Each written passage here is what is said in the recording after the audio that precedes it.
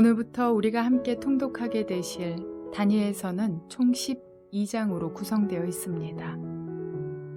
1장에서 6장까지는 신바벨론과 메데 페르시아의 역사와 함께 다니엘과 세 친구에 관한 이야기가 나오고 7장에서 12장까지는 다니엘이 본 4개의 환상에 대한 예언이 나타나고 있습니다.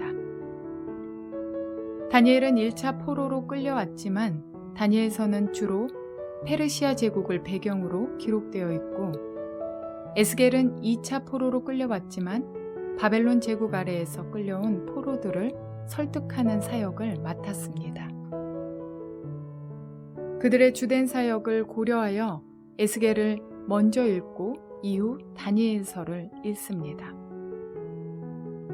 하나님의 역사가 가나안 땅에서만 이루어진 것으로 국한시켜 바라보는 이들에게는 예루살렘의 멸망이 하나님 역사의 종말로 보이겠지만 하나님의 광대하심을 알고 있는 이들에게는 다니엘과 세 친구의 행적이 결코 작지 않은 하나님의 역사로 인식될 것입니다. 특별히 오늘 우리가 함께 통독하게 되실 다니엘서 1장과 2장의 내용은 이러합니다. 대제국 바벨론이 볼 때에도 그들은 능력이 출중한 청년들이었습니다. 아수르 제국의 정책이 반란을 도모할 만한 세력을 다른 나라로 강제 이주시키는 것이었다면 바벨론 제국의 정책은 인재가 될 만한 이들을 바벨론 본국으로 끌고 와 바벨론식 교육을 시키는 것이었습니다.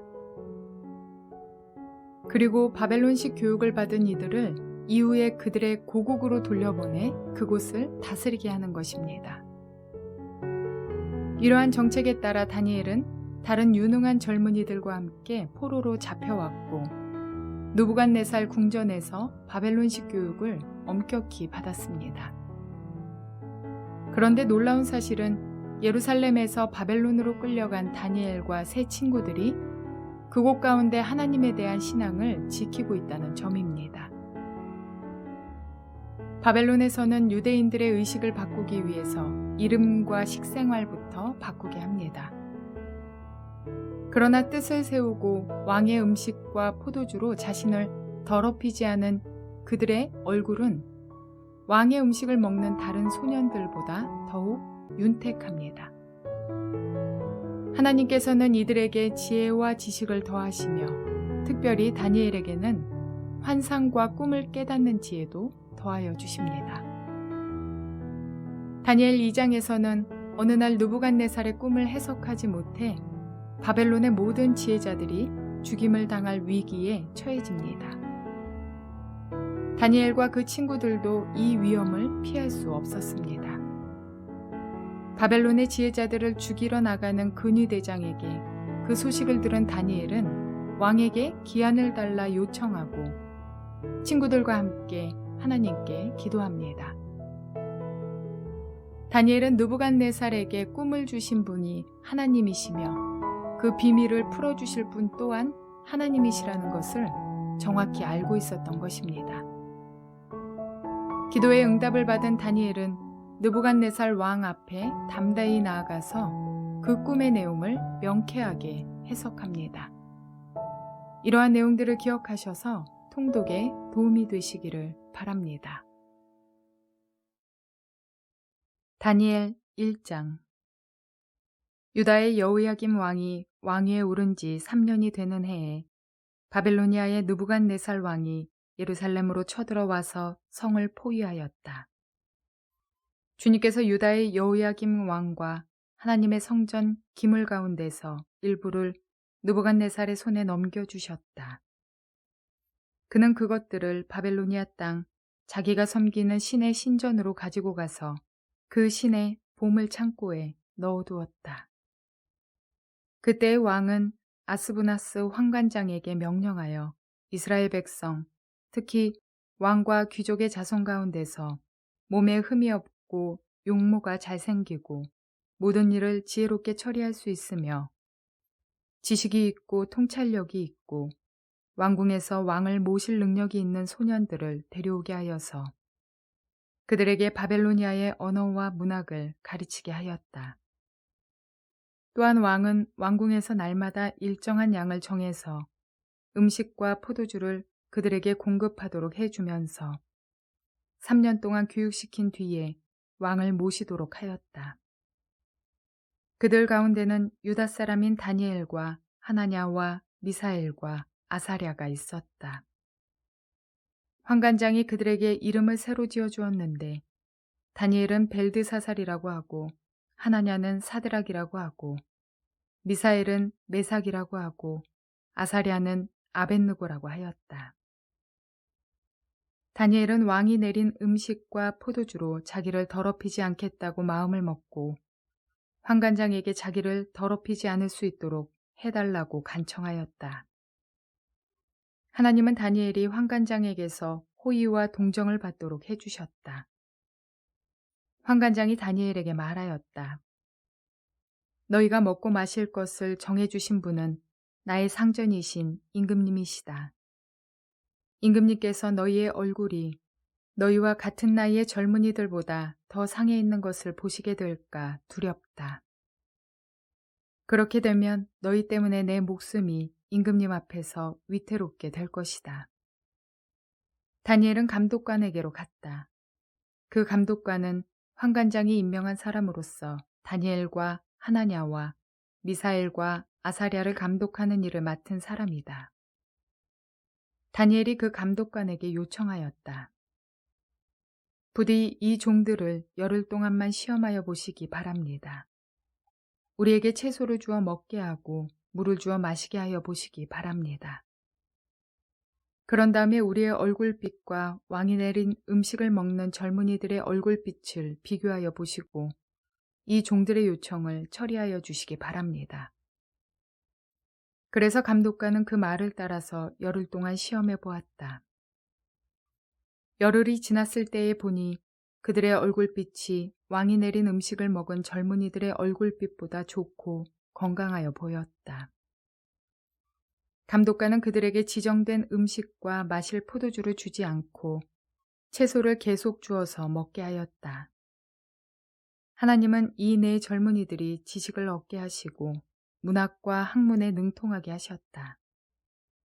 그 밖에도 다니엘에게는 환상과 온갖 꿈을 해석하는 능력까지 주셨다.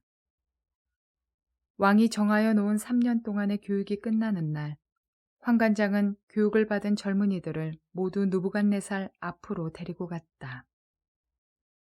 왕이 그들과 말하여 보니 그들 가운데서 다니엘과 하나냐와 미사엘과 아사랴가 가장 뛰어났으므로 그들로 왕을 모시게 하였다. 왕은 그들에게 온갖 지혜나 지식에 관한 문제를 물어보고서 그들이 전국에 있는 어떤 마술사나 주술가보다도 10배는 더 낫다는 것을 알았다. 다니엘은 고레스 왕 1년까지 왕궁에 머물러 있었다. 다니엘 2장. 느부갓네살은 왕위에 오른 지 2년이 되는 해에 꿈을 꾸고서 마음이 답답하여 잠을 이루지 못하였다. 그래서 왕은 꾼 꿈을 알아내려고 마술사와 주술가와 점쟁이와 점성가들을 불러들이라고 명령하니 그들이 와서 왕 앞에 섰다. 왕이 그들에게 말하였다. 내가 꿈을 하나 꾸었는데 그 꿈을 알 수 없어서 마음이 답답하다. 점성가들이 아람말로 왕에게 아뢰었다. 임금님의 만수무강을 빕니다. 그 꿈을 종들에게 말씀하여 주시면 해몽하여 드리겠습니다. 그러자 왕이 점성가들에게 말하였다. 나의 명령은 확고하다.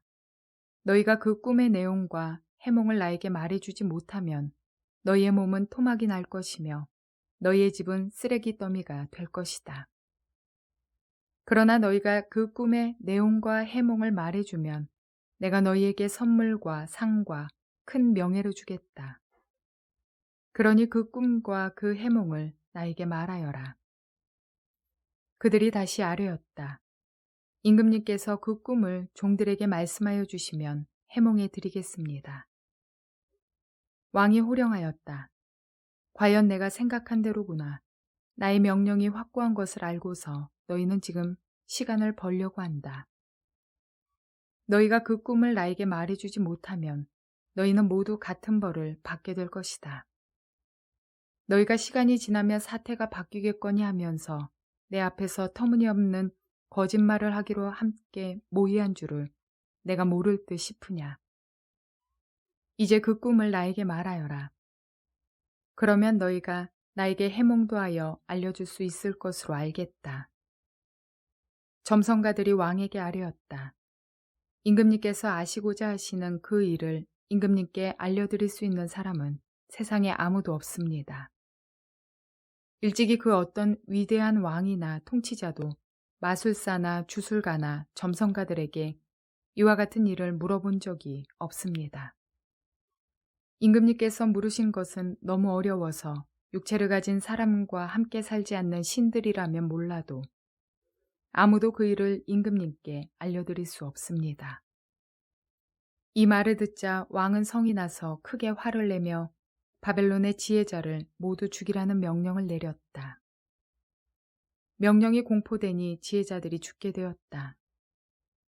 사람들은 다니엘과 그의 친구들도 지혜자들과 함께 죽이려고 찾았다. 다니엘은 바벨론의 지혜자들을 죽이려고 나온 왕의 시위대장관 아리옥에게 가서 슬기로운 말로 조심스럽게 물어보았다. 임금님의 명령이 어찌 그렇게 가혹합니까? 아리옥이 다니엘에게 그 일을 설명해 주었다. 다니엘이 곧 왕에게로 가서 아뢰었다. 임금님께 임금님의 꿈을 해몽해 드릴 수 있는 시간을 저에게 주십시오. 그 다음에 다니엘은 집으로 돌아가서 자기의 친구 하나냐와 미사엘과 아사랴에게 그 사실을 알려주고 그 친구들에게 말하였다. 너희와 나는 다른 바빌론의 지혜자들과 함께 죽지 않도록 하늘의 하나님이 긍휼을 베풀어 주셔서 이 비밀을 알게 해주시기를 간구하자. 바로 그날 밤에 다니엘은 환상을 보고 그 비밀을 밝히 알게 되었다. 다니엘은 하늘의 하나님을 찬송하였다. 다니엘은 다음과 같이 찬송하였다. 지혜와 권능이 하나님의 것이니 영원부터 영원까지 하나님의 이름을 찬송하여라. 때와 계절을 바꾸게 하시고 왕들을 패하기도 하시고 세우기도 하신다. 지혜자들에게 지혜를 주시고 총명한 사람들에게 지식을 주신다. 심오한 것과 비밀을 드러내시고 어둠 속에 감추어진 것도 아신다. 그분은 빛으로 둘러싸인 분이시다. 나의 조상을 돌보신 하나님, 나에게 지혜와 힘을 주시며 주님께 간구한 것을 들어주시며 왕이 명령한 것을 알게 해주셨으니 주님께 감사하며 찬양을 드립니다. 그런 다음에 다니엘은 아리옥에게로 갔다. 그는 바빌론의 지혜자들을 죽이라는 왕의 명령을 받은 사람이다. 다니엘이 그에게 이렇게 말하였다. 바빌론의 지혜자들을 죽이지 마시고 나를 임금님께 데려다 주십시오. 임금님께 꿈을 해몽해 드리겠습니다. 아리옥은 다니엘을 왕 앞으로 급히 데리고 가서 왕에게 이렇게 아뢰었다. 유다 포로 가운데서 임금님께 꿈을 해몽해 드릴 사람을 찾았습니다. 그러자 왕이 벨드사살이라고도 하고 달리 다니엘이라고도 하는 그에게 물었다. 너는 내가 꾼 꿈을 말하고 해몽까지 할 수 있느냐? 다니엘이 왕에게 대답하였다. 임금님이 물으신 비밀은 어떤 지혜자나 주술가나 마술사나 점성가도 임금님께 알려드릴 수 없습니다. 비밀을 알려주시는 분은 오직 하늘에 계시는 하나님뿐이십니다. 하나님은 느부갓네살 임금님께 앞으로 일어날 일이 무엇이라는 것을 알려주셨습니다. 임금님의 꿈, 곧 임금님께서 침대에 누워있을 때에 머릿속에 나타난 환상은 이러합니다. 임금님이 잠자리에 드셔서 앞날의 일을 생각하고 계실 때에 비밀을 밝히시는 분께서 임금님께 앞으로 일어날 일을 알려주신 것입니다. 저에게 이 비밀을 드러내신 것은 제가 다른 사람보다 지혜가 더 있어서가 아니라 임금님께 그 꿈을 해몽해 드려서 임금님의 마음속에 있는 생각들을 임금님께서 아시도록 하시려는 것입니다. 임금님은 어떤 거대한 신상을 보셨습니다. 그 신상이 임금님 앞에 서 있는데 그것은 크고 그 빛이 아주 찬란하며 그 모습이 무시무시하였습니다. 그 신상의 머리는 순금이고 가슴과 팔은 은이고 배와 넓적다리는 노쇠이고 그 무릎 아래는 쇠이고 발은 일부는 쇠이고 일부는 진흙이었습니다. 또 임금님이 보고 계시는 동안에 아무도 돌을 떠내지 않았는데 돌 하나가 난데없이 날아들어와서 쇠와 진흙으로 된 그 신상의 발을 쳐서 부서뜨렸습니다. 그때의 쇠와 진흙과 노쇠와 은과 금이 다 부서졌으며 여름 타작마당의 겨와 같이 바람에 날려가서 흔적도 찾아볼 수 없게 되었습니다. 그러나 그 신상을 친 돌은 큰 산이 되어 온 땅에 가득 찼습니다. 이것이 그 꿈인데 우리가 그것을 풀이하여 임금님께 말씀드리겠습니다. 임금님은 왕들 가운데서도 으뜸가는 왕이십니다. 하늘의 하나님이 임금님께 나라와 권세와 힘과 영광을 주셨습니다. 사람과 들의 짐승과 공중의 새를 그들이 어디에 있든지 임금님의 손에 넘겨주시고 이 모두를 다스리는 통치자로 세우셨습니다. 임금님은 바로 그 금으로 된 머리이십니다. 임금님 뒤에는 임금님의 나라보다 못한 다른 나라가 일어날 것입니다. 그 뒤에 노쇠로 된 셋째 나라가 온 땅을 다스릴 것입니다. 넷째 나라는 쇠처럼 강할 것입니다. 쇠는 모든 것을 으깨고 박살냅니다. 쇠가 모든 것을 부서뜨리는 것처럼 그 나라는 문나라를 으깨고 부서뜨릴 것입니다. 임금님이 보신 발과 발가락의 일부는 토기장이의 진흙이고 일부는 쇠였던 것 같이 그 나라는 나누어질 것입니다. 그러나 임금님이 진흙과 쇠가 함께 있는 것을 보신 것 같이 그 나라는 쇠처럼 강한 면도 있을 것입니다. 그 발가락의 일부가 쇠이고 일부가 진흙인 것 같이 그 나라의 일부는 강하고 일부는 쉽게 부서질 것입니다. 임금님께서 진흙과 쇠가 함께 있는 것을 보신 것 같이 그들이 다른 인종과 함께 살 것이지만 쇠와 진흙이 서로 결합되지 못하는 것처럼 그들이 결합되지 못할 것입니다. 이 왕들의 시대에 하늘의 하나님이 한 나라를 세우실 터인데 그 나라는 영원히 망하지 않을 것이며 다른 백성에게 넘어가지 않을 것입니다. 그 나라가 도리어 다른 모든 나라를 쳐서 멸망시키고 영원히 설 것입니다. 아무도 돌을 떠내지 않았는데 돌 하나가 난데없이 날아들어와서 쇠와 노쇠와 진흙과 은과 금을 으깨는 것을 임금님이 보신 것은 위대하신 하나님이 앞으로 일어날 일을 임금님께 알려주신 것입니다. 이 꿈은 그대로 이루어질 것이고 이 해몽도 틀림없습니다. 느부갓네살 왕이 엎드려서 다니엘에게 절하고 예물과 향품을 그에게 주도록 명령을 내렸다.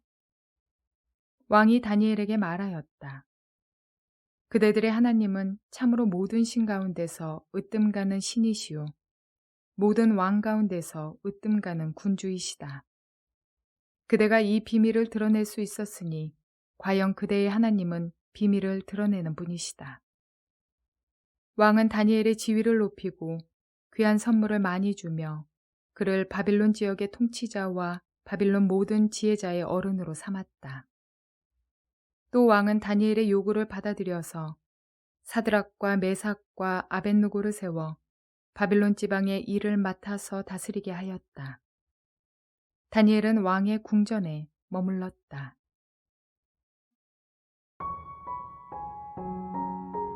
죽음이라는 막다른 상황에 이르게 되었을 때 많은 사람들은 눈에 보이는 것에 쉽게 의지하게 됩니다. 그러나 다니엘은 어린 나이에도 불구하고 율법에 따라 신실한 믿음을 지키며 바벨론 왕이 베푸는 음식을 먹지 않고 절제하는 태도를 보이는 한편 왕의 꿈을 해석하기 위해 하나님 앞에 기도하는 시간을 구하는 그 지혜를 발휘하며 주님께 간구하는 믿음을 보입니다.